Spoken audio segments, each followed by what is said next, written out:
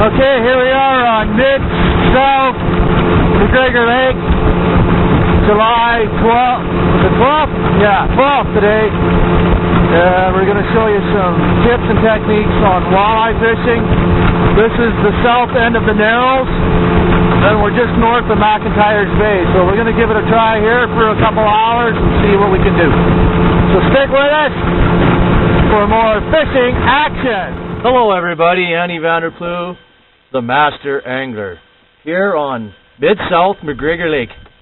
Today we're going to do some pike, some walleye, maybe some jigging, some rigging, who knows. So stay with us as we catch some more fish after this bite me jigs moment.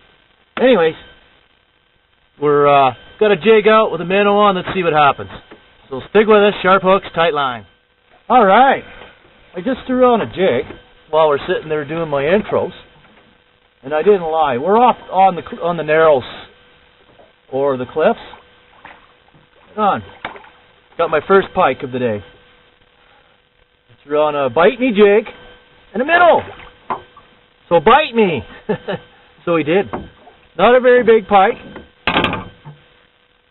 but he hammered it like he wanted it. So hey, starter fish. I didn't lie. Pike and walleye. We can get them bigger than that though. McGregor, 30 pounds is the biggest pike. Maybe more. But I know there's some big ones caught. I haven't caught them maybe up to 30 pounds in this lake.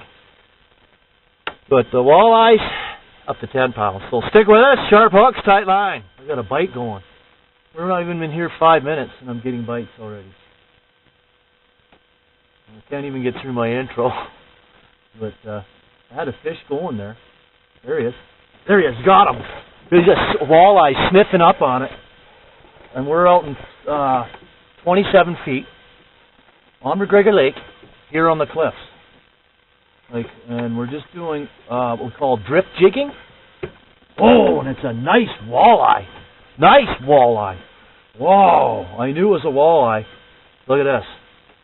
Look at this. Whoa, nice fish. Now that's what I'm talking about. Literally, bite me, jig. And he bit it all right. So to my buddy Wayne out in Saskatchewan, I want more jigs. Send me out more. Everybody should get these. These are the awesomest, coolest painted jigs I've ever seen. They got tough paint. I've used them in the Bull River. The regular painted jigs, 10 casts, the paint fell off. But this, over 100 and some casts, and you can take a hammer to it and the paint won't chip. He builds custom jigs, whatever you want. And I like these ones. These are my favorite. Just tip it with a minnow, dew worm, piece of rubber, whatever, and you catch fish like this. Get them back in there. All right. Hey, high fives everywhere. High fives. Thanks for watching Andy's Fish Adventures. More fish. Stay tuned. Sharp hooks, tight lines. All right. We just caught a fish a few seconds ago, and you can see my rod tip loading up in the background. I don't know if you can or not. There's another one. Look at that. It's just one after the other. They're taking the jig like you wouldn't believe. They're just hammering it. Right on. This is a little guy. Maybe it's a pike. Yeah, it's a pike. Yep. Look at that. Some more pike and walleye action on a bite me jig. No steel wire too, so just bear with me for a second here. I'm going to lift them up. Can you see them? The back of the boat. I'm going to drop them there because I don't bring him in the boat. He's a little slimy little bugger. But anyways, there you go. That's all I'm using. Oh yeah, and I'm using real tough line. I believe it's 14-pound fire line. In there, 10 to 14. And it's like super thin, strong, sensitive line. And I have a shot with pike, but they'll still cut it. And here's the tip of the day. This is how I'm tipping my minnows on. You put the point of the hook through the minnow's mouth, up through the gill, out one gill side. See where the point of the hook is? Bring it around, the jig around, slide the minnow, open his mouth as you're sliding it, over the back of the jig head, turn it around on the gill plate like this, hook it through the belly, out the back. And there you go. There's the tip of the day. natural presentation. The hook's just sticking through it. So when they pick it up, all you have to do is just feel and put a little pressure on it, and they do the rest. Just like that. So stick with us. Sharp hooks, tight line. Catch more fish. Right on. I just put the bottom bouncer on. Put it down there. Not even 2 seconds when I got the right speed and the right depth. About 20, anywhere from 18 to 28 feet, just like I was before I went on holidays a couple weeks ago in North McGregor. And well, it's the summer haunts. They're in the deeper troughs now. The water temperatures are rising, so they're going to go to the cooler water, just like big pike do. Whatever I've got, it slammed me. It hammered me hard. It's a good fish. I don't have a net either, so I didn't bring it. Didn't think I needed one. I hand bombed most of my fish anyway. Whoa, a nice walleye. As soon as I got her down there, bottom bouncing at a real steady pace. Just getting that blade turning. Look at that. Now, ain't that a beauty? Look at that, the hook popped right out. Saved a dew worm on a spinner rig. I tied this, custom tied myself. It works. Steady troll at the right speed and you'll get fish like this. Pretty simple stuff. Just like that.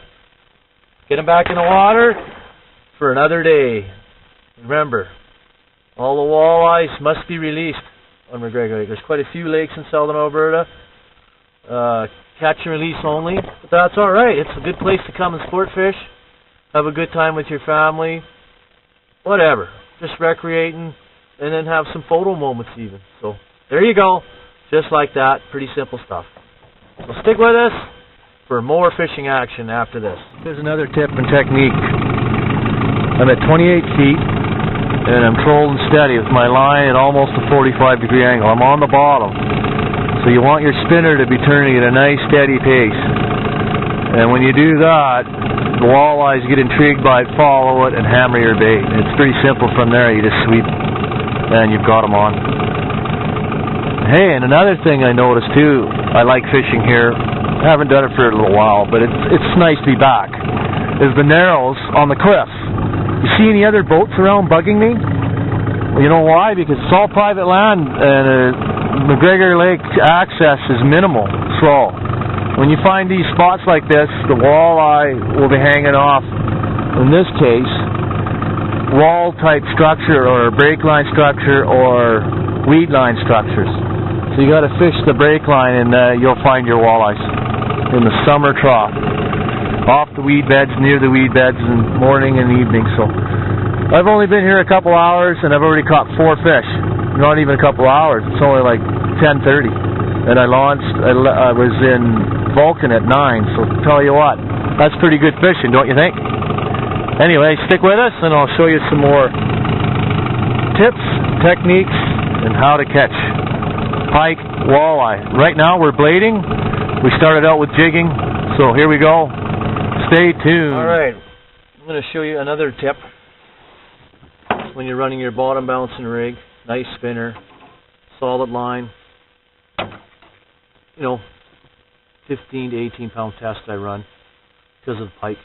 I'm finessing the size, I think it's size 6, and thread it on the minnow on the point of the shaft, just like we did on the jig. Open his mouth, slide it through his mouth, out the gill plate, like so. Come through the gill plate like that. Slide it up. The minnow up and over the shank of the hook. Like so. Turn the hook around. You can go in the side or up through the belly. And we'll make that weedless and hides the hook. And you want it just like that. So it's natural. And the fish will just fall for it every time.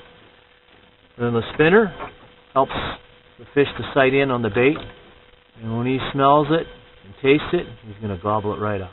Pretty simple stuff. That, having a drift sock on your boat, sonar, because you're walleye fishing, so you're doing depth contour fishing. Good equipment, the right speed, the right gear, lots of fun, catch more fish.